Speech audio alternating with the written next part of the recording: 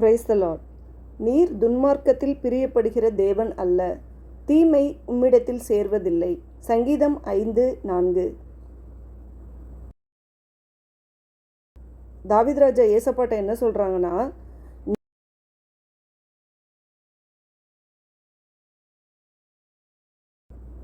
ஆண்டவர் துன்மார்க்கமான காரியத்தில் பிரியப்படுகிறவர் அல்ல, அது மட்டும் இல்லாமல் தீமை ஆண்டவரிடத்தில் சேராது.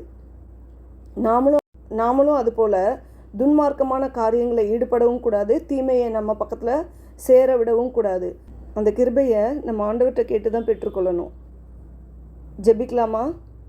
ஏசப்பா ஸ்தோத்திரம் ஸ்தோத்திரம் ஸ்தோத்திரம் ஸ்தோத்திரம். ஏசப்பா ஸ்தோத்திரம் ஆண்டவரே, ஸ்தோத்திரம் ஸ்தோத்திரம் ஸ்தோத்திரம். அப்பா, நீர் துன்மார்க்கமான காரியங்களில் பிரியப்படுகிறவர் அல்ல ஆண்டவரே. உமக்கு பிரியமில்லாத காரியங்கள் எங்கள்கிட்ட என்ன இருந்தாலும் அப்பா, இப்போது ஏசு கிறிஸ்துவின் நாமத்தினால எல்லாவற்றையும் எடுத்து போடுங்கப்பா.